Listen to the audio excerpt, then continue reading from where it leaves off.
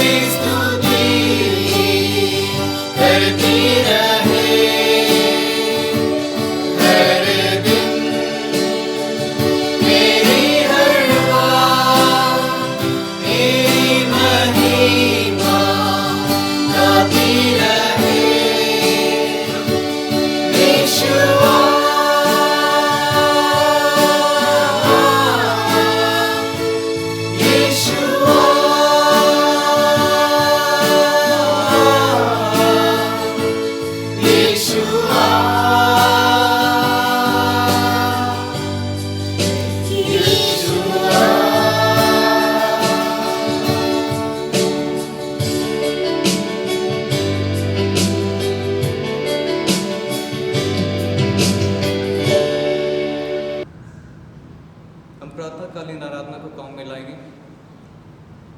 हे प्रभु, हमारे होठों को खोल तो हमारे मुंह तेरी स्तुति करेंगे।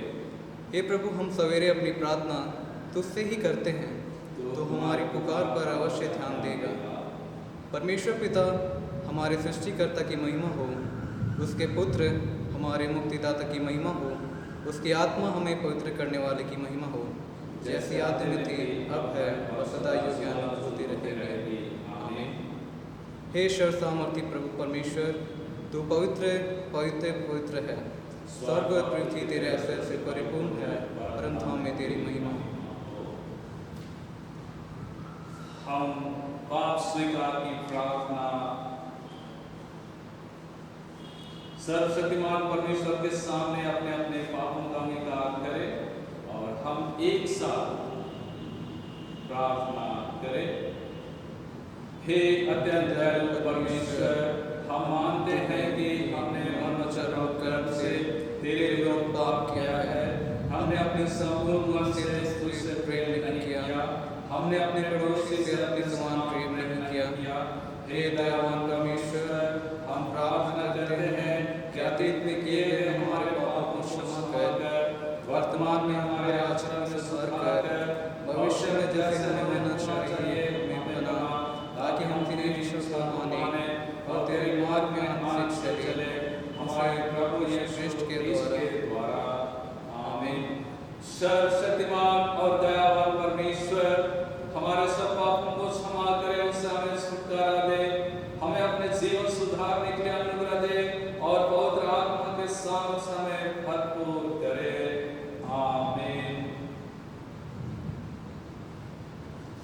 हम इस समय गीत गाएंगे। गीत नंबर 230 रिवाइवल सॉन्ग में से 230।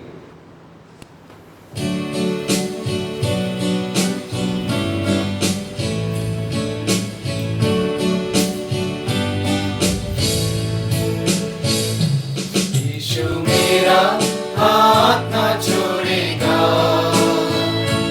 यीशु मेरा हाथ ना छोड़ेगा। बड़ी आंधी आने से, बड़ा तूफान आने से, यीशु मेरा हाथ ना छोड़ेगा, यीशु मेरा हाथ ना छोड़ेगा, यीशु मेरा हाथ ना छोड़ेगा। बड़ी आंधी आने से,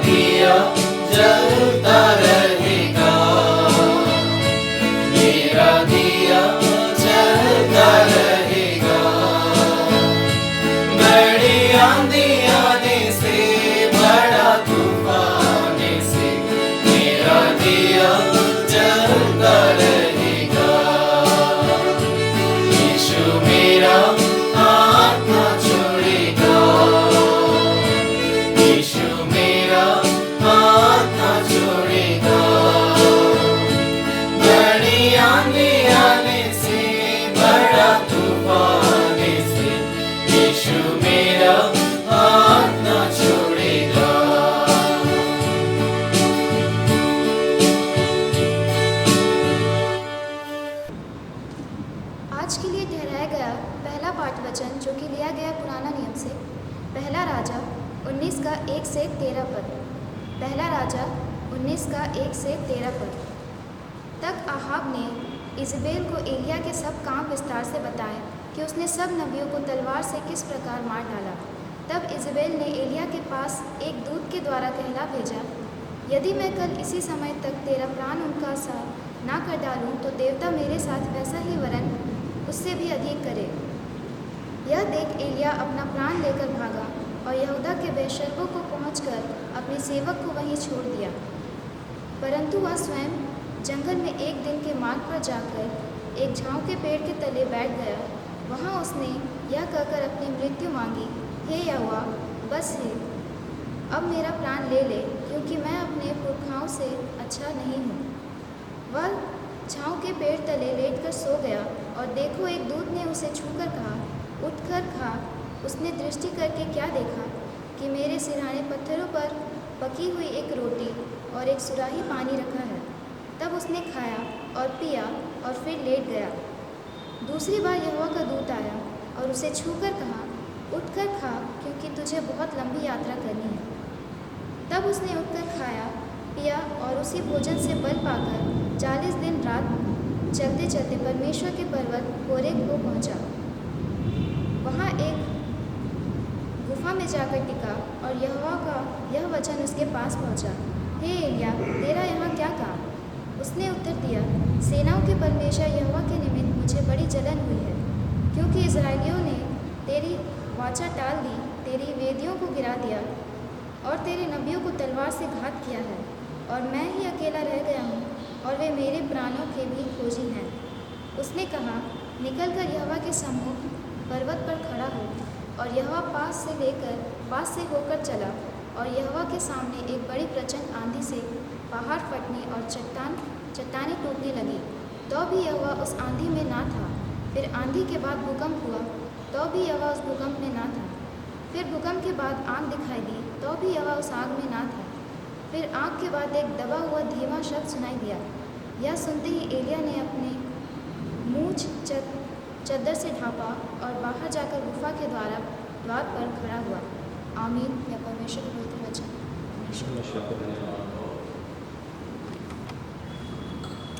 आज के लिए ठहराया गया दूसरा पाठ वचन है याकूब 1 उसका 2 से 8। याकूब 1 उसका 2 से 8। हे मेरे भाइयों, जब तुम नाना प्रकार की परीक्षाओं में पड़ो तो इसको पूरे आनंद की बात समझो, यह जानकर कि तुम्हारा विश्वास के परखे जाने की धीरज उत्पन्न होता है। पर धीरज को अपना पूरा काम करने दो कि तुम पूरे और सिद्ध हो जाओ और तुम में किसी बात की घटी ना हो। पर यदि तुम में से किसी को बुद्धि की घटी हो तो परमेश्वर से मांगे, जो बिना उलाहना दिए सबको उदारता से देता है और उसको दी जाएगी। पर विश्वास से मांगे और कुछ संदेह ना करे, क्योंकि संदेह करने वाला समुद्र की तल लहर के समान है, जो हवा से बहती और उछलती है। ऐसा मनुष्य यह ना समझे कि मुझे प्रभु से कुछ मिलेगा। वह व्यक्ति दुचिता और अपनी सारी बातों में चंचल है। यह परमेश्वर का पवित्र वचन है। परमेश्वर का धन्यवाद है। मंडली खड़ी हो जाएगी। हम प्रेरितों का विश्वास वचन को एक साथ अंगीकार करें। मैं सर्वशक्तिमान पिता, स्वर्ग और पृथ्वी के सृष्टिकर्ता परमेश्वर पर विश्वास करता हूँ। मैं उसके इकलौते पुत्र हमारे प्रभु यीशु ख्रीस्त पर विश्वास करता हूँ। वह पवित्र आत्मा के सामर्थ्य से गर्भ में आया और हमारी मरियम से जन्मा। उसने पोंतुस पिलातुस के शासन में दुख भोगा। वह क्रूस पर चढ़ाया गया, मरा और गाड़ा गया और मृतकों के लोक में उतरा। तीसरे दिन वह जी उठा। वह स्वर्ग पर चढ़ गया और पिता के दाहिने ओर विराजमान है। वह जीवित मृतकों का न्याय करने को फिर आएगा। मैं पवित्र आत्मा पर, पवित्र सर्वों के कलीसिया पर, संतों की संगति, पापों की क्षमा, देह के पुनरुत्थान और अनंत जीवन पर विश्वास करता हूँ। आमीन। हम प्रभु की प्रार्थना एक साथ कहें। हे हमारे पिता, तू जो स्वर्ग में है, तेरा नाम पवित्र माना जाए, तेरा राज आए, तेरी इच्छा जैसे स्वर्ग पूर्ण होती है वैसे पृथ्वी पर भी हो। हमारे दिन भर की रोटी आज हमें दे, हमारे अपराधों को क्षमा कर जैसा हमने अपने अपराधियों को क्षमा किया, और हमें परीक्षा में ना डाल परंतु बुराई से बचा, क्योंकि राज प्रभु और महिमा अब सर्वदा तेरे ही है। आमीन। हम इस समय गीत गाएंगे।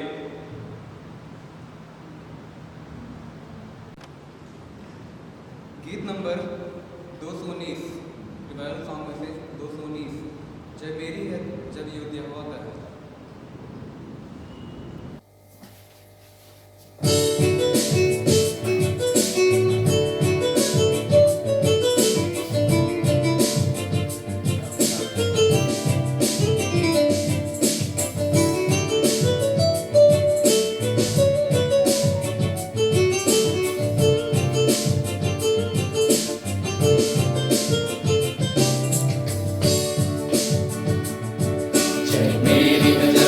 यहोवा का है, होशाना होशाना, दुश्मन न टिकेगा जब स्तुति उसकी हो। होशाना होशाना, जय मेरी है जब युद्ध यहोवा का है। होशाना होशाना, दुश्मन न टिकेगा जब स्तुति उसकी हो। होशाना होशाना, जब डर शंका तुम्हें घेर ले और दुश्मन होंगे करीब, बोलो यीशु जो है मुझ में महान, जो जग में रहता है। जय मेरी हो जब युद्ध यहोवा का है। होशाना होशाना, दुश्मन न टिकेगा जब स्तुति उसकी हो। होशाना होशाना, होशाना, जय उसमें पाई है। होशाना मेरे सारे दुश्मनों पर। होशाना हम की स्तुति करें। होशाना उसके नाम में जय पाएंगे।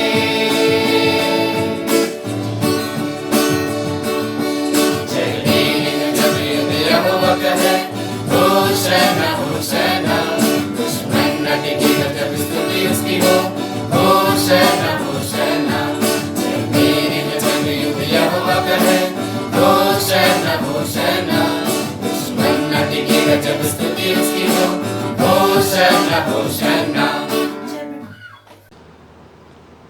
पवित्र आत्मा के अवतरण पर के पश्चात 15वां प्रभात की प्रार्थना को हम चढ़ाएं। हे सर्वशक्तिमान पिता, अपनी कलीसिया पर दया दृष्टि कर, क्योंकि वह तेरे सहायता के बिना अपनी सेवकाएं उचित रीति से संपन्न नहीं कर सकती। दया करके हमारे सब संकटों और आवश्यकताओं में हमें संभालने के लिए अपना हाथ बढ़ा।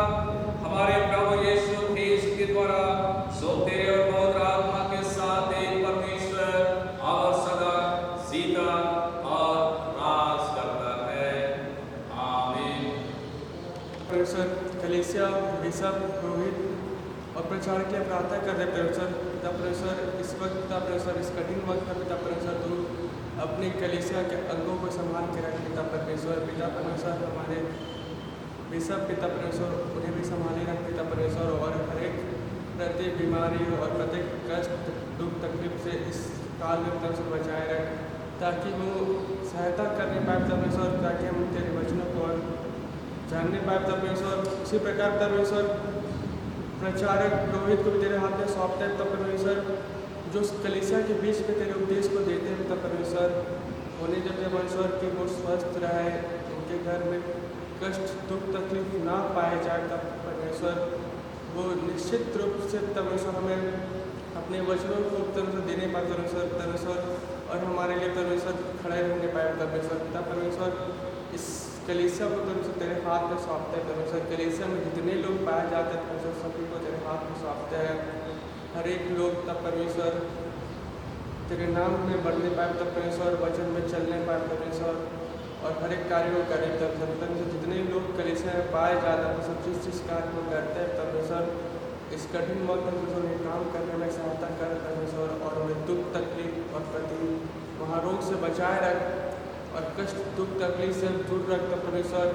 संकट के समय तेरे को संभाल और वचन में चलने में सहायता कर प्रभु सर। इससे बढ़कर तुझसे क्या मांगे प्रभु सर, तुम्हें हर बातों को सुनना है और समझा है प्रभु सर, और हमारी हर एक ज़रूरतों को पूरा किया है। इस छोटी सी प्रार्थना यीशु मसीह के नाम से मांगता हूँ। आइए हम प्रार्थना करें, विशेषकर युवाओं के लिए और संडे स्कूल के बच्चों के लिए और महिला समिति के लिए। हे हमारे पिता, जिसकी कृपा हर विहान नई होती रहती है और जिसने हमें सिखाया कि मनुष्य के लिए भला है कि अपनी युवावस्था में तेरा जुआ अपने ऊपर ले ले।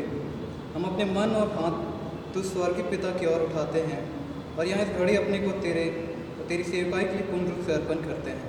इस कारण हमें अपना अनुग्रह दे कि हम अपने विश्वास के कर्ता और पूर्ण करने वाले यीशु की ओर ताकते रहें, कि अपना प्रत्येक बोझ और पाप जो बार बार सहज से पास आता रहता है दूर कर सकें और जिस दौड़ में हमें दौड़ना है धीरे से दौड़ें। प्रभु जी, हम प्रार्थना करते हैं संडे स्कूल के बच्चों के लिए कि ऐसा समय में आप उनके साथ हो प्रभु, उनके मानसिक बौद्धिक विकास में आप उनकी सहायता अगुवाई करें और पवित्र आत्मा उनकी मदद करें कि वे आपके भय में बढ़े प्रभु। और ऐसी प्रार्थना करते हैं महिला समिति के लिए प्रभु, जहाँ कहीं भी रहती प्रभु उनके साथ हो लें कि अपने घरों का संचालन भी अच्छे से कर सके और बाल बच्चों का भी अच्छे से देखभाल कर सके प्रभु।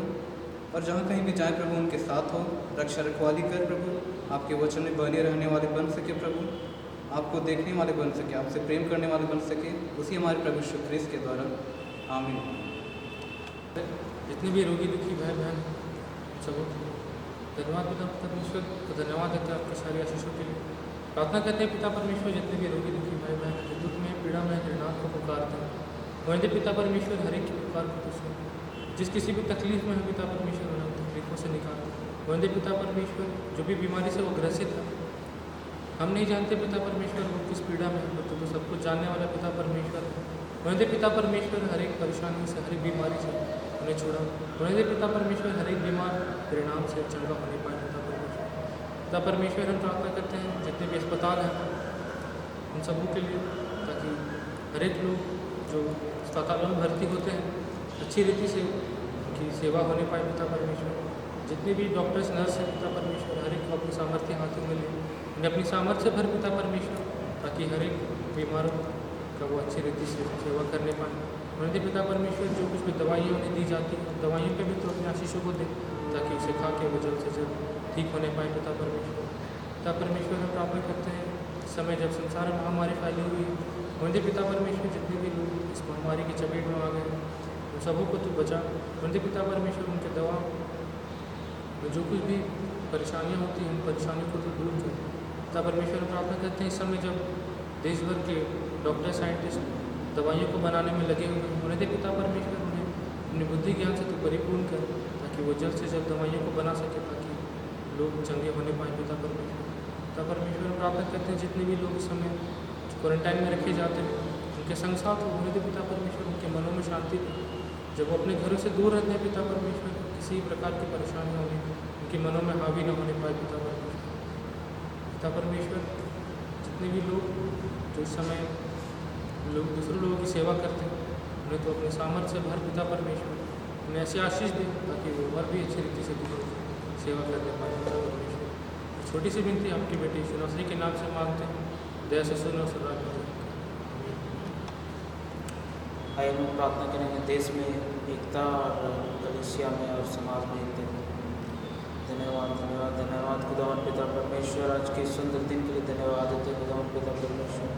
इस समय प्रार्थना करते हैं पिता हर एक जन के लिए पिता, सबके मन में सब लोगों के में पिता, इस देश के लोगों में पिता, सब में के मन में एकता का भाव आने पाए पिता, सबको एक दूसरे को एक समान प्रेम करने पाए पिता, जिस तरह से आपने हम लोगों को सिखाया पिता, हम लोग होने पाए पिता, एक दूसरे से प्रेम करने पाए पिता और लोगों को प्रेम करने सिखाने पाए पिता। हर एक जन के मन में पिता, समाज में जितने भी लोग हैं पिता, जितने भी प्रकार के लोग पाए जाते हैं पिता, सबके मन में होने पाए पिता आप ही का प्रेम उत्पन्न होने पाए पिता। और पिता परमेश्वर प्रार्थना करते हैं पिता, प्रार्थना करते हैं पिता, आप हमारी प्रार्थना को उत्तर देने वाले पिता परमेश्वर है पिता। प्रार्थना करते हैं हर एक लोगों के लिए जिन लोगों के मन में कुछ खराब बातें हैं पिता, सब में आप प्रेम की आत्मा भरती है, सबको एकता के ऊपर पिता अपना मन लाने पाए पिता, सब कोई आपको जाने पाए पिता और आपके नाम को पहचानने पाए पिता पिता परमेश्वर। प्रार्थना करते हैं पिता इस समाज में आपका प्रेम का ज्योति चमकने पाए पिता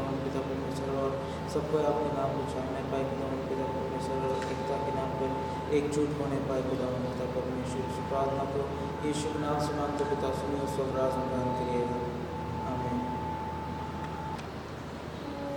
आइए हम गीत गाएंगे, गीत संग्रह में से 396 जवानों के गीत में से 396, और इसी गीत के समय हम अपना साधारण भेंट को अर्पण करेंगे। और यूथ डे के लिए जो स्वेच्छा से देना चाहते हो अपना भेंट स्वरूप दे सकते हैं।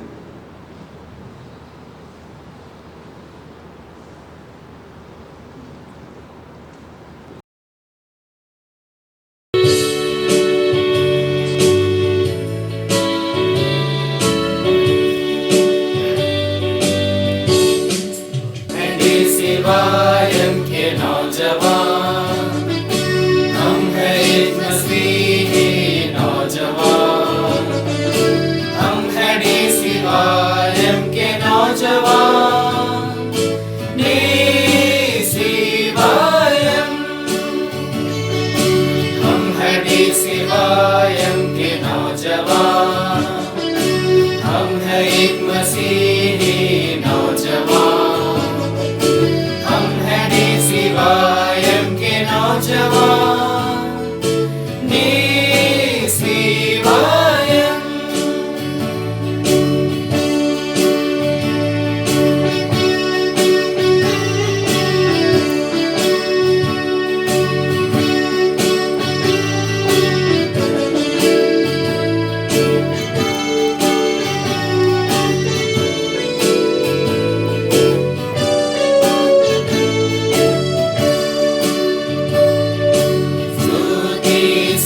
सत्य संगति हमारा उद्देश्य है,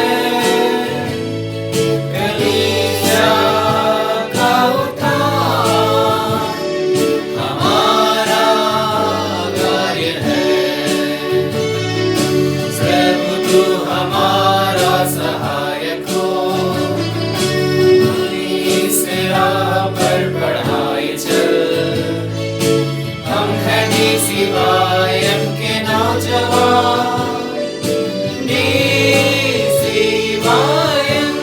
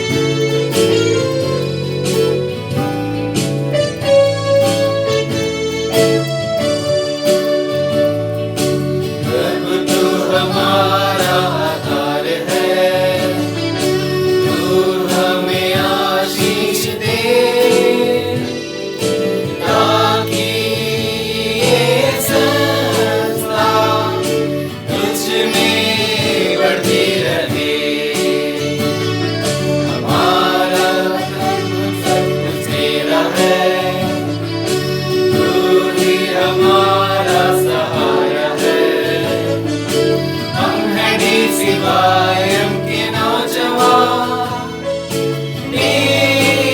शिवायम, हम हैं शिवायम के नौजवान, हम हैं एक मसीही नौजवान, हम हैं शिवायम के नौजवान, शिवायम।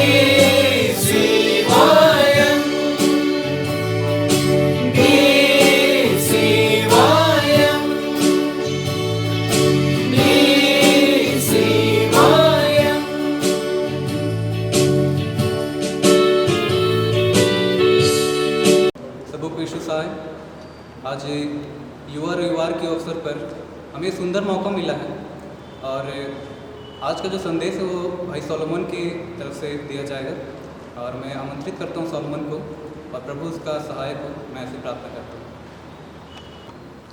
सर्वप्रथम परमेश्वर का धन्यवाद आज के इस दिन के लिए, आज के इस दिन में जो कि हम इस ऑनलाइन मीडियम के द्वारा परमेश्वर के वचन को सीखते हैं, इसके लिए बहुत बहुत धन्यवाद। आइए हम प्रार्थना करें। धन्यवाद पिता, आज की इस सुंदर दिन को देखने के लिए पिता, इस सुंदर संगति में पिता, जो पिता हम बच्चे अभी आपके क्रूस के नीचे आपके वचनों को सीखने के लिए आते हैं पिता। हाँ पिता, हम सभी को आपके हाथों में सौंपते हैं, आप हमारे नियंत्रण को लीजिए पिता। मैं अपने आप को आपके हाथों में सौंपता हूँ पिता, आप मेरे पूरे शरीर को और पिता मेरे जीव को आपके नियंत्रण में रखिए पिता, ताकि आप जो हमसे आज कहना चाहते हैं पिता वो आप ही की तरह कहने पाए, ना केवल जो हम सुनना चाहते हैं पिता, बल्कि वो जो आप हमसे कहना चाहते हैं पिता वो हम आज सुनने पाए पिता। हाँ पिता, हमें आज सुनने वाला काम और पिता समझने वाला हृदय दीजिए पिता। हाँ पिता, हमारी आंखों को खोल कि हम व्यवस्था के अद्भुत बातों को देखने पाए पिता, और पिता हमारे मन की आंखों को खोल कि हम आपके वचन में चलने पाए पिता, उसे समझने पाए पिता, और उसी में आगे बढ़ते रहने पाए पिता। इस बातों को परमेश्वर के पुत्र और मसीह के नाम से मांगते हैं, आमीन।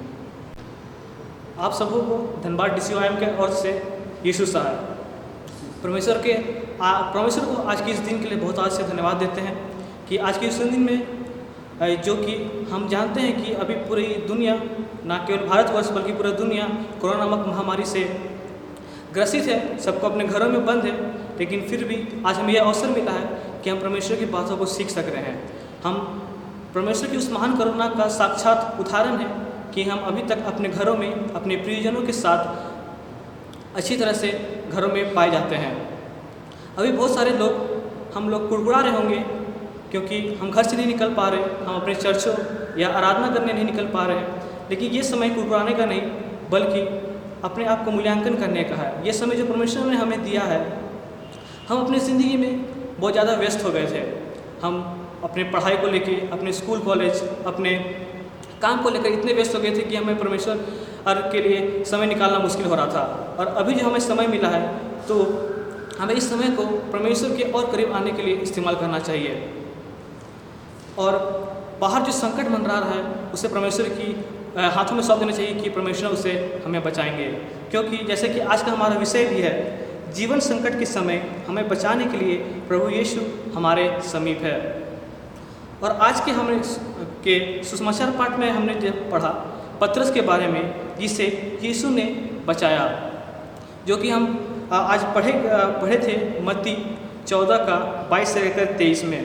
उसमें लिखा था कि यीशु मसीह अपने चेलों से कुछ दूर अलग होकर के प्रार्थना करने के लिए पहाड़ में चले गए, और जब वो प्रार्थना खत्म करके लौटे तो चेले नाव में बैठ करके झील के बीच तक पहुंच चुके थे। तो यीशु मसीह उनसे मिलने के लिए नाव में जाने के लिए पानी में उनसे मिलने के लिए चलने लगे। रात के उस चौथे पहर में जब चेलों ने किसी को पानी में चलते हुए अपनी ओर आते हुए देखा तो वह घबरा गए, उन्हें लगा यह कोई भूत है। लेकिन यीशु मसीह ने उन्हें सहारा दिया कि ढांढस बांधो, यह मैं हूँ, डरो मत। यीशु मसीह को उस अद्भुत रीति से पानी में चलता हुआ देख पतरस को भी इच्छा जागती है कि मैं भी पानी में चलूँ। वो अपना इच्छा व्यतीत करता है कि यीशु मैं भी पानी में चलना चाहता हूँ, और यीशु ने अपने पास बुलाते हैं। वो जैसे ही पानी में उतरता है और यीशु को देखता है, वो पानी में चलने लगता है, लेकिन कुछ दूर चलने के बाद वो हवाओं को देखने लगता है और वो डूबने लगता है। अभी यहाँ पर हम लोग देखते हैं, यहाँ लिखा हुआ है पतरस ने हवाओं को देखा। हम सब जानते हैं कि हम हवा को देख नहीं सकते हैं, हवा एक अनदेखी वस्तु है, हवा को सिर्फ महसूस किया जा सकता है। लेकिन पतरस ने उन अनदेखी वस्तुओं को देखना शुरू किया उस यीशु को छोड़ करके, और वो डगमगा गया अपने रास्ते से और वो डूबने लगा। और पुराने दिनों से ये जानते हैं कि पुराने दिनों में जो काम उसका पिता करता था पुत्र भी वही काम करता था। मतलब पतरस मछुआरा था तो उसके पिता भी मछुआरा होंगे। तो पतरस के लिए पानी कोई बड़ी बात नहीं थी, पानी से आमना सामना उसका बचपन से रहा है। सुबह जाल ले आने से लेकर के रात को जाल साफ करने तक पतरस का पूरा बचपन और पूरी जवानी इसी पानी यही झील में बीती है। फिर भी वो पानी में डूबने लगता है। वो उन लोगों में से नहीं था कि जो गहरे समुद्र को देख के डर जाए या तैर ना सके। वो उन लोगों में से था कि जिन्हें अगर कोई झील के बीचों बीच फेंक दिया जाए तो वो तैर के वापस आ जाए। लेकिन पतरस फिर भी वहाँ डूबने लगता है और चिल्ला करके यीशु को पुकारता है, हे प्रभु मुझे बचा। और यीशु मसीह उसे तुरंत ही अपने हाथों से बचा लेते हैं। तो यहाँ पतरस ने अपने टैलेंट पर भरोसा ना करके यीशु पर सहारा मांगा। यद्यपि वो अच्छा तैराक होगा पानी उसके लिए कोई बड़ी बात नहीं होगी, लेकिन उसने जो फोकस उसने हवाओं को देख के खोया था, उस फोकस को फिर से उसने यीशु पर लगाया कि जो गलती उसने पहले की यीशु मसीह से फोकस हटा करके, ताकि वो गलती वो फिर से न दोहराने पाए। और उसने अपना फोकस फिर से यीशु की ओर और देखकर कहा, हे प्रभु मुझे बचा। और यहाँ साफ साफ लिखा हुआ है, यीशु ने तुरंत हाथ बढ़ा करके उसे बचा लिया। यीशु मसीह ने उसे पहले डांटा नहीं या रुका नहीं, यीशु मसीह ने उसे तुरंत हाथ बढ़ाकर बचा। हाँ, आज हम शायद अपने आप पर ज़्यादा भरोसा करते हैं उस प्रभु से जिसने हमें बनाया है, और हम अपने हाथ भी नहीं बढ़ाते हैं। लेकिन हमारा अभी ज़रूरत है कि हम उस पतरस की तरह अपने पर भरोसा ना रख करके अपने हाथों को यीशु की तरफ बढ़ाएं, ताकि हम भी बचाए जा सके। ना केवल नए नियम में, अगर हम पुराने नियम में भी देखें तो एक समय था जब यहोशू को मूसा के बाद आज्ञा मिली कि वो अब इस्राएल का नेतृत्व करे। तो यहोशू 3 अध्याय में हम देखते हैं, वहाँ एक इंसिडेंट होता है उनके साथ में कि उस इजरायली प्रजा के आगे एक नदी है जो कि है यरदन नदी, और वो अपने उफान पर है, वो अपनी सीमा से ऊपर बह रहा है। हम सब ये जानते हैं कि इजरायली 40 साल तक उस बंजर ज़मीन में घूमते रहे कनान देश में आने के लिए, और इस 40 दिन में कि एक पूरा का पूरा एक नई प्रजा है। जो पुरानी प्रजा जिसने लाल समुद्र को बटते हुए देखा था, ये वो प्रजा नहीं है।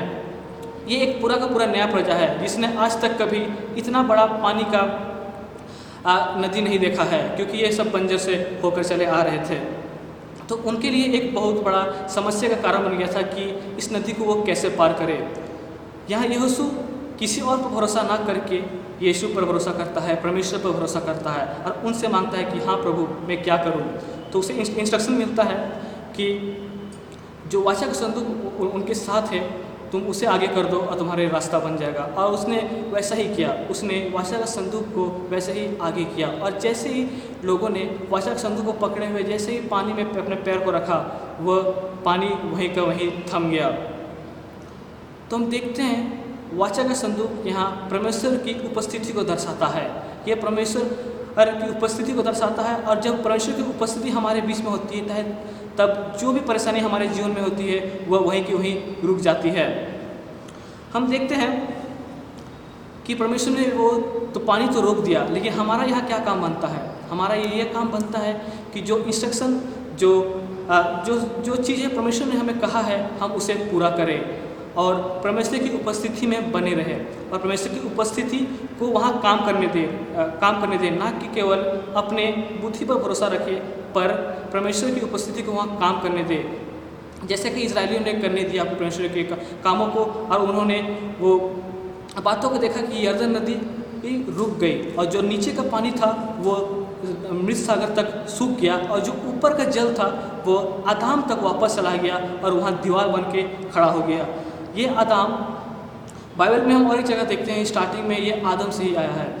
तो ये जब पानी वापस आदम तक चला गया, इसका मतलब जो आदम के समय में जो श्राप चले आ रहा था मनुष्यों में, अगर हम परमेश्वर की उपस्थिति में बने रहते हैं और उनके इंस्ट्रक्शन में आगे बढ़ते हैं, तो जो श्राप ऊपर से चली आ रही थी वो श्राप भी वापस पीछे उड़ जाता है, और वो हमारे जीवन में कुछ भी असर नहीं कर पाता। परीक्षाएं हमारे जीवन में आती रहेंगी, ऐसा नहीं है कि परीक्षाएं हमारे जीवन में नहीं आएंगी, लेकिन परीक्षाएं हमारे जीवन में इसलिए आती है ताकि हमको झुकना सिखा सके, हमें नम्र बना सके, हमें परमेश्वर के पास वापस ला सके। जैसा कि 1 कुरिन्थियों 10:13 में लिखा है, 1 कुरिन्थियों 10:13 में लिखा है, तुम किसी ऐसी परीक्षा में नहीं पड़े जो मनुष्य के सहने से बाहर है। परमेश्वर सच्चा है और वह तुम्हें सामर्थ से बाहर परीक्षा में ना पड़ने देगा, वरन परीक्षा के साथ निकास भी करेगा कि तुम सह सको।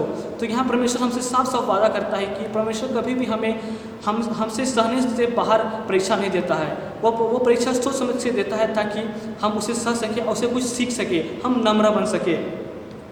और परमेश्वर ने हमें इस संसार में एक परिवार में डाला है, एक कलीसिया में डाला है, एक सहभागिता में डाला है। ये जिस सहभागिता में हम रहते हैं तो हम सुरक्षित रहते हैं, क्योंकि यहाँ परमेश्वर की उपस्थिति रहती है, क्योंकि हम परमेश्वर की भेड़ें हैं। जो बाड़ा हमें परमेश्वर ने दिया है उसके अंदर सुरक्षित है। कोई भी भेड़ जब बाड़ा को से बाहर पार करता है तो वो सुरक्षित नहीं होता है, क्योंकि जब हम बाड़ा से बाहर निकलते हैं तो हम सांसारिक बातों में फंस के रह जाते हैं और हम संकट का शिकार बन जाते हैं।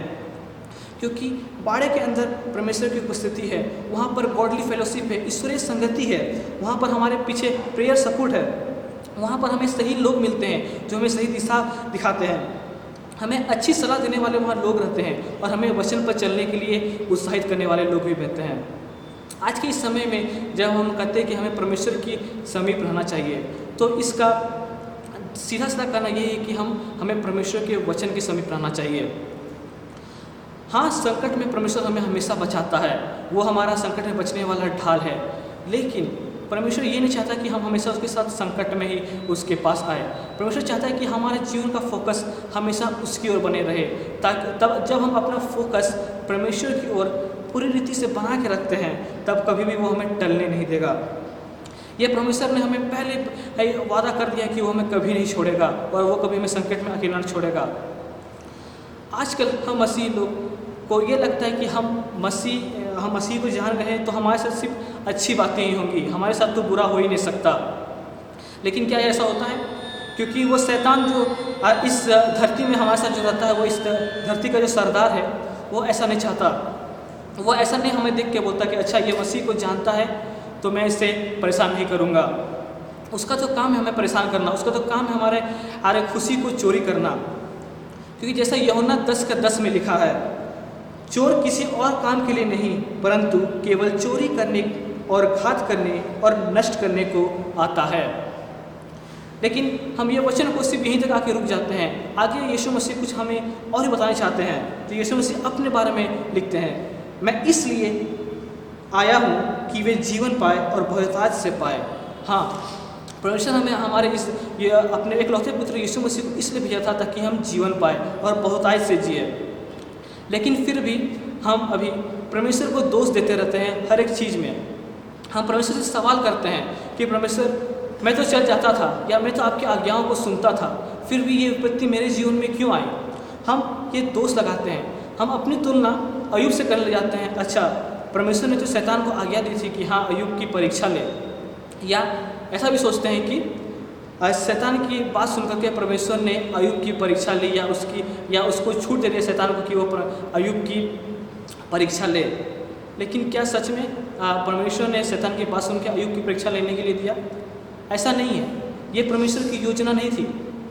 परमेश्वर अय्यूब को बखूबी जानता था क्योंकि हम उसके बेटे हैं। परमेश्वर जानता था कि अय्यूब कितना खराब मनुष्य है। परमेश्वर की योजना ये थी कि वो अय्यूब के द्वारा शैतान को उसकी जगह दिखा सके, ना कि वो शैतान की बात सुन करके अय्यूब की परीक्षा ले रहा था, परंतु परमेश्वर ने अय्यूब पर भरोसा रख करके शैतान को उसकी जगह दिखाने के लिए अय्यूब को चुना था। आज ये सवाल हमारे जीवन में है, क्या परमेश्वर हमें अय्यूब की तरह चुन सकता है? क्या वो शैतान को कह सकता है परमेश्वर हमारे लिए कि ये मेरा बंदा है, ये मेरा बेटा है जो खड़ा है, जैसा कि उसने अय्यूब 1:8 में कहा था। यहोवा ने शैतान से पूछा, क्या तूने मेरे दास अय्यूब पर ध्यान दिया है, क्योंकि उसके तुल्य खरा और सीधा और मेरे भय मानने वाला और बुराई से दूर रहने वाला मनुष्य कोई नहीं है। यहाँ परमेश्वर ने शैतान को अय्यूब से मिलवाया था, ना कि शैतान ने अय्यूब को फंसाने के लिए परमेश्वर की शिकायत की थी। तो आज हमारे ऊपर यह बनता है कि हम परमेश्वर पर दोष ना लगाएं, क्योंकि हम परमेश्वर के बच्चे हैं, हम परमेश्वर की रचना है। परमेश्वर ने इस पूरी जगत को अपने वचनों से बनाया। परमेश्वर ने कहा उजाला हो तो उजाला हो गया, परमेश्वर ने कहा अंधेरा हो तो अंधेरा हो गया। लेकिन हम मनुष्य को परमेश्वर ने अपने हाथों से बनाया, अपने हाथों से हमें प्यार से बनाया। हम परमेश्वर की रचना है। परमेश्वर ने हमें कभी भी नाकाम करने के लिए नहीं बनाया। परमेश्वर ने कभी हमें चोट लगने के लिए या तड़पने के लिए नहीं बनाया। यिर्मयाह 29:11 में साफ लिखा है, यिर्मयाह 29:11 में, क्योंकि यहोवा की यह वाणी है कि जो कल्पनाएं मैं तुम्हारे विषय करता हूँ उनमें मैं जानता हूँ कि वे हानि की नहीं वरन कुशल ही की है, और अंत में तुम्हारी आशा पूरी होगी। तो परमेश्वर हमारे लिए योजना पहले ही बना चुका है और वो कुशल की है बल्कि हानि की नहीं। हम हमेशा कोसते रहते हैं कि परमेश्वर ने हमारे अपनों को हमसे ले लिया, या परमेश्वर को जब हमें ज़रूरत थी तब उसने हमारे पास नहीं थे, ये जब संकट में थे तो परमेश्वर कहाँ था। लेकिन जैसे कि अभी हमने पढ़ा कि परमेश्वर की योजना हमारी कुशल ही की है। हम सब जानते हैं बाइबल की पहली पुस्तक से कि मृत्यु जो थी वो पाप के कारण इस धरती में आई। तो इसमें यीशु ने कभी भी, ये परमेश्वर ने कभी भी हमारे जीवन में ये नहीं लाया। और जब हम मानते हैं कि परमेश्वर आप हमारे उस ज़रूरत के समय कहाँ थे, परमेश्वर हमारे साथ हमेशा बना रहता है। लेकिन परमेश्वर ने हमें एक तोहफा भी दिया है कि हम अपने डिसीजंस को, अपने रास्तों को खुद चुने। हाँ, और उसमें कोई परमेश्वर हमें इंटरफेयर नहीं करता है, कभी उसमें बाधा नहीं डालता है। परमेश्वर ने हमें छोड़ दिया है कि हम क्या चुने, सही चुने कि उनको चुनते हैं कि हम इस संसार को चुनते हैं। तो परमेश्वर जब हमें परमेश्वर की ज़रूरत होती है तो परमेश्वर हमारे बगल में रहता है। और जब हम कोई संकट में पड़ते हैं तो वो संकट भी हमारी गलती से हम पड़ते हैं, ना कि परमेश्वर हम उस संकट को हमारे जीवन में लाता है। जो भी संकट आती है वो शैतान की ओर से आती है। शैतान आया है चोरी करने या घात करने या नाश करने के लिए, लेकिन परमेश्वर ने अपने इकलौते पुत्र को हमें इसलिए दिया ताकि हम जिए और बहुतायत से जिए। परमेश्वर का ये कहने का, परमेश्वर ने जब यीशु मसीह को हमारी धरती में हमारे भेजा तो ये परमेश्वर का कहने का तरीका था कि हाँ पुत्र, मैं तुम्हें बचाऊँगा। ये परमेश्वर का कहने का यही तरीका था कि हाँ पुत्र, मैं तुम्हें बचाऊंगा। इसीलिए परमेश्वर ने अपने इकलौते पुत्र को हमारे लिए भेज दिया। और यीशु हमसे प्यार करता है, यीशु हमें चंगा करता है, यीशु हमें बचाता है।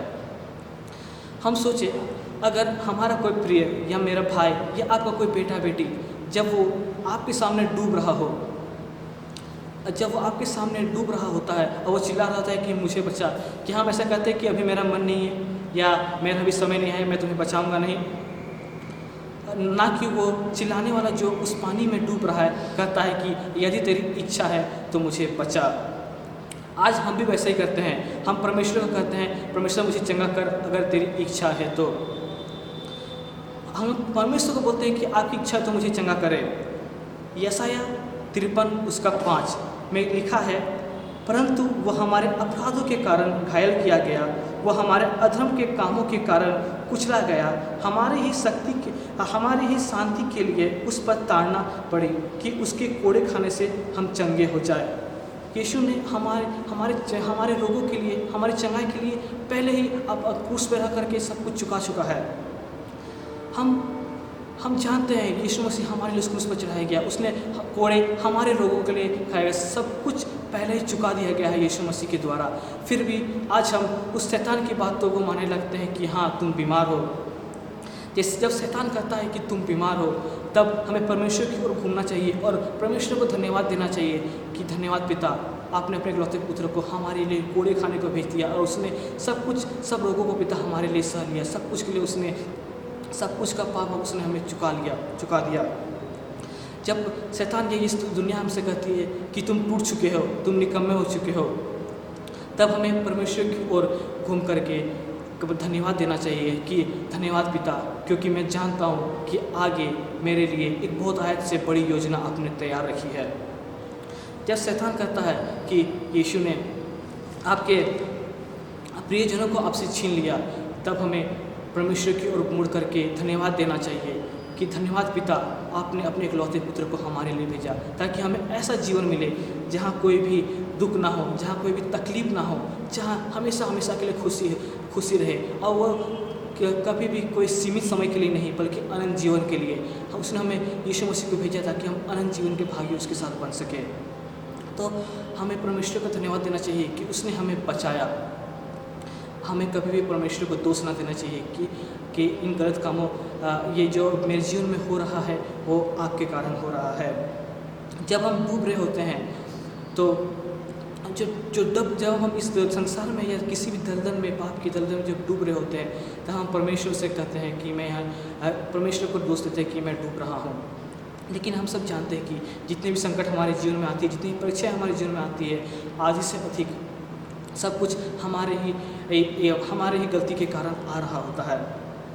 शैतान हमें भड़का देता है कि इस दुनिया में तुम आए हो, तुम्हें सब कुछ के लिए आज़ादी है, तुम कुछ भी कर सकते हो, और हम इस आज़ादी के कारण परमेश्वर से फोकस हटा देते हैं और हम उस पाप के दलदल में या पानी में डूबने लग जाते हैं।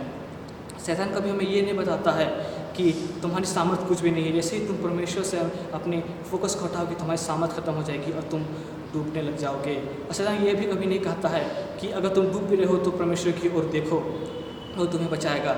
कि हाँ, वो हमें बोलता है कि तुम कर सकते हो, छोर की ओर देखो या कहीं भी देखो, लेकिन कभी वो हमें नहीं बताता कि परमेश्वर की ओर देखने से बचा सकता है, क्योंकि शैतान जानता है कि परमेश्वर हमारे साथ हमेशा रहता है और हम कभी भी परमेश्वर को बोले कि परमेश्वर मुझे बचा तो वो हमें बचाएगा। और ये जो वादा है परमेश्वर ने, पुराने नियम, नए नियम और अभी तक, क्योंकि हमारा परमेश्वर कभी ना बदलने वाला परमेश्वर है, उसने पुराने नियम में सदरक मेशक अबेदनगो को उस आग की झील से बचाया था और उस छोटे से दाऊद को उस बड़े से गोलियत जैसे विपत्ति से बचाया था। उसने उस इस्राएली को उस बड़े से पानी जैसे संकट जो लाल समुद्र और यरदन के रूप में उनके सामने खड़ी थी उससे भी बचाया था। परमेश्वर ने पतरस को डूबने से बचाया था, तो क्या वो हमें नहीं बचा सकता? हमें ज़रूरत है कि परमेश्वर से हम सहायता मांगे। हमें अपनी सहायता को और सहायता को ग्रहण करने के लिए हमेशा परमेश्वर की ओर हाथ बढ़ाना चाहिए। जब यीशु मसीह क्रूस पर चढ़ाया गया था तब उसके अगल बगल 2 डाकू थे। एक डाकू ने यीशु मसीह का वहाँ भी मजाक उड़ाया और एक डाकू ने परमेश्वर को जाना और उससे कहा, हे यीशु, जब तू अपने राज्य में जाए तो मेरी सुधि ले। उसने उस अंतिम क्षण में भी परमेश्वर से सहायता मांगी और वो बचाया गया। हम सब जानते हैं, हम सब कहते हैं कि वो बचाया गया, ना कि हम ऐसा बोलते हैं कि वो क्रूस से उतार दिया गया और फिर से जिंदगी जीने लगा, बल्कि वो बचाया गया उस अनंत जीवन के लिए। उस एक डाकू ने परमेश्वर के सामर्थ को जाना और अपना हाथों को परमेश्वर की ओर बढ़ाया कि मुझे बचा सकता है, और एक डाकू ने परमेश्वर की ओर सहायता को नहीं जाना और सहायता को ग्रहण नहीं किया। तो आज हम उस अच्छे वाले डाकू के समान सहायता को जानने की आवश्यकता है, हम और सहायता को ग्रहण करने की आवश्यकता है, क्योंकि आज ये सवाल नहीं है कि परमेश्वर हमें बचाएगा कि नहीं बचाएगा। परमेश्वर हमेशा रहता है। वो हर समय हमें बचाने के लिए तैयार रहता है। सवाल ये है, क्या परमेश्वर को बचाने के लिए हम कुछ परमेश्वर जो हमें बचाने के लिए हम कुछ अपने आप को परमेश्वर के सामने समर्पण कर रहे हैं? परमेश्वर हमें कब बचाएगा? जब हमारी आंखें किनारे या किसी और को पर भरोसा ना रख करके परमेश्वर पर भरोसा करें, जब हमारा मन और हृदय किसी और पर भरोसा ना करके परमेश्वर पर भरोसा करे, जब हमारा हाथ रास्तों को छोड़ करके परमेश्वर की ओर आगे बढ़े, जब हमारा मुंह कुड़कुड़ा कर परमेश्वर को दोष देने से पहले या ना करने के बाद ना करने पाए, जब हमारा मुंह नम्र होकर के परमेश्वर सहायता मांगे और कहे, हे प्रभु मुझे बचा, तो परमेश्वर हमें आवश्यक बचाएगा। परमेश्वर इन वचनों के द्वारा हमें आशीष दे।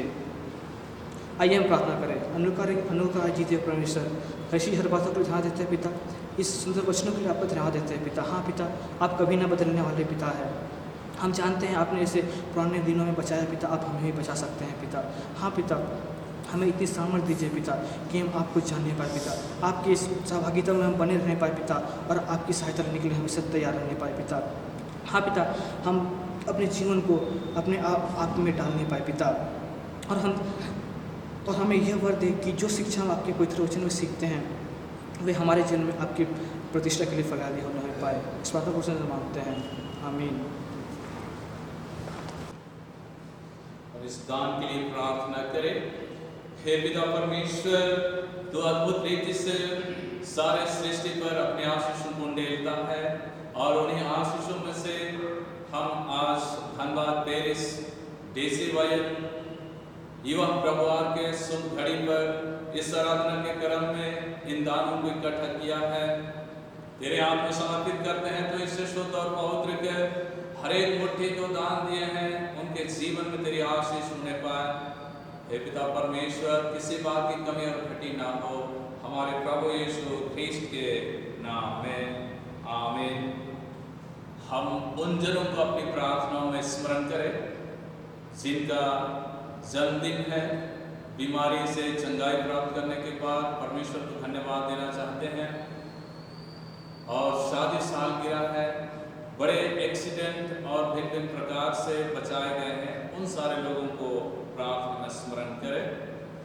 हे पिता परमेश्वर, हम तेरा धन्यवाद करते हैं, तो बचाने वाला परमेश्वर है।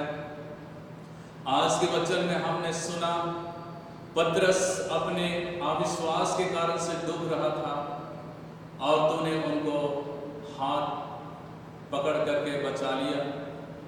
वैसा ही हे प्रभु, जितने लोग अविश्वासी हैं तो उनको बचाता है। हमारी प्रार्थना है प्रभु, जो आज अपने जन्मदिन के रूप में मना रहे हैं, उनको तेरे हाथ में देते हैं। गत वर्ष तूने उनके साथ भलाई किया, अब इस नए वर्ष में अपने कदमों को रखते हैं। हे पिता परमेश्वर, धन्यवाद का भेंट अर्पण करते हैं, हृदय और जीवन को तेरे निमित्त अर्पण करते हैं। इस नए वर्ष में नए आशीषों को प्राप्त करते हुए उनका जीवन तेरे नाम की महिमा के लिए होने पाए, हमारे प्रभु यीशु ख्रीस्त के नाम में, आमीन। हे दयालु परमेश्वर, शादी सालगिरह जिनका इस महामारी कोरोना के समय में है और वे अपने शादी सालगिरह को स्मरण करते हुए तुझको धन्यवाद देते हैं। अपने वैवाहिक जीवन में जिन जिन दृश्य अदृश्य आशीषों को पाया है, इन तमाम आशीषों को स्मरण करते हुए तेरे निकट आते हैं, तेरे वेदी के सामने आते हैं। प्रभु उनके दाम्पत्य जीवन में अपरंपार आशीष दे, हर एक उत्तम आशीषों को प्राप्त करके तुझको धन्यवाद देने पाए। हे प्रभु, हमारी प्रार्थना है, गत समय जो रोग और दुख और बीमारी की अवस्था में हम सभी थे, परंतु तू आपने हमारी प्रार्थना को सुना, हमारे रोने की आवाज को सुना, हमारे आंखों के आंसुओं को तूने पोंछ डाला और हमें स्वस्थ जीवन प्रदान किया। हे प्रभु, जितने प्रियजन इस समय अपने जीवन में उन तमाम दुख दर्द को स्मरण करते हुए तुझको धन्यवाद देते हैं, जो एक्सीडेंट से बचाए गए हैं, छुटकारा प्राप्त किए हैं, उन सारे लोगों को तेरे ही हाथ में देते हैं। प्रभु, तू सदा उनके साथ हो, तेरी उपस्थिति बनी रहे, हमारे प्रभु यीशु ख्रीस्त के नाम में, आमीन। हम सभी इस समय एक गीत गाएंगे।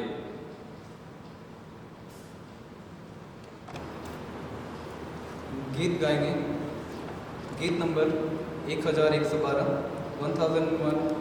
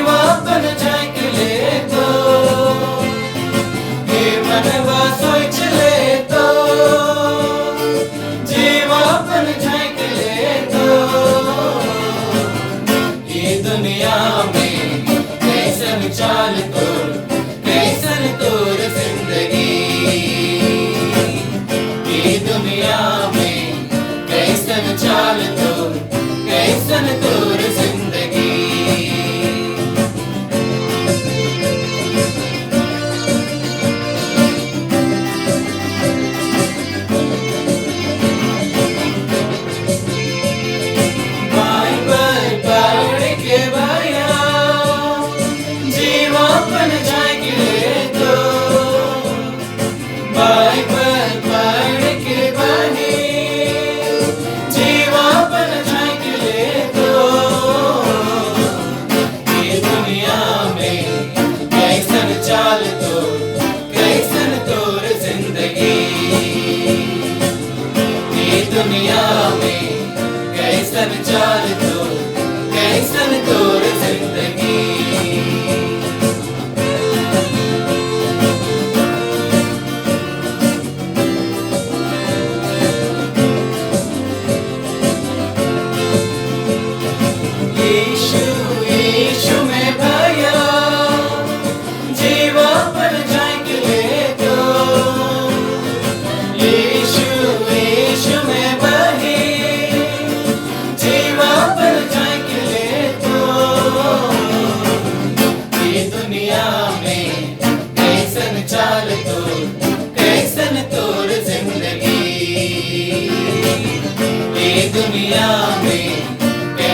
चाल तो कैसन तोर जिंदगी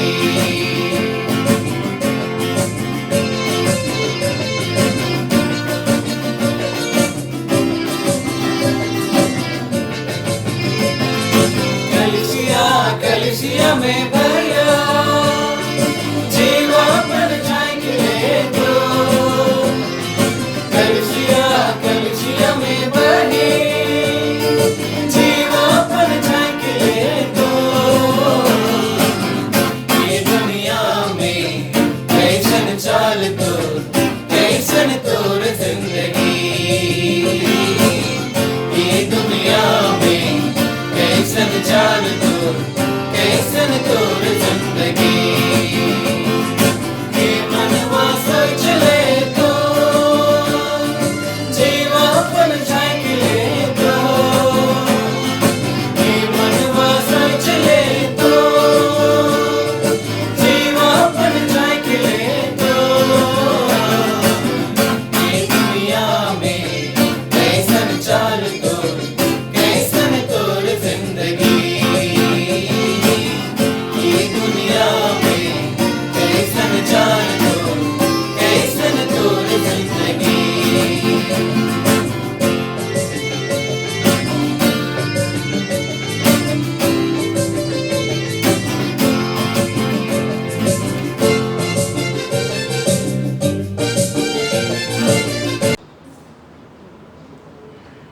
सर्वशक्तिमान परमेश्वर, हम तेरा धन्यवाद करते हैं। आज का यह दिन हमारे छोटनापुर डायोसिस के युवा आंदोलन के जवान ज्योतियों को निमित्त को ठहराया है और भिन्न पैरिसों में भिन्न मंडलियों में होकर के जवान अपने कलीसिया के काम को करते हैं। फिर प्रभु सारे जवान ज्योति को तेरे हाथ में देते हुए प्रार्थना है उनका जीवन उनका चरित्र तेरे वचन के अनुसार होने पाए। जहाँ कहीं भी वे रहते हैं, मेहनत परिश्रम करते हैं, पढ़ाई लिखाई प्रशिक्षण प्राप्त करते हैं, फिर प्रभु नौकरी की तलाश में है, वो सारे जवान ज्योति को तेरे हाथ में देते हैं। तो समय को पूर्णता में अपने सेवा कार्य में इस्तेमाल कर और लगातार उनके जीवन की तेरी आशीष बनी रहे। हे पिता परमेश्वर, अच्छे विचारों के साथ, अच्छे सोच के साथ उनका जीवन इस संसार में तेरे दृष्टि में, लोगों की दृष्टि में, अपने परिवार में, कलीसिया में बनी रहे। हे पिता परमेश्वर, तूने आत्मा के द्वारा से हम सारे लोगों को संभाला। आज के आराधना स्तुति में अब होने दे प्रभु, आने वाला जीवन, आने वाला समय हम तेरी संगति में व्यतीत करें, तेरी निकटता में बने रह करके हमारा जीवन होने पाए।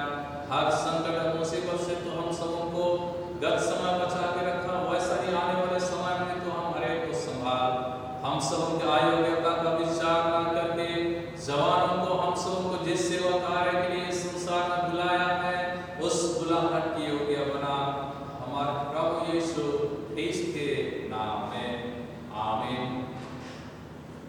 हम सब एक साथ अनुप्रवचन कहें। हमारे प्रभु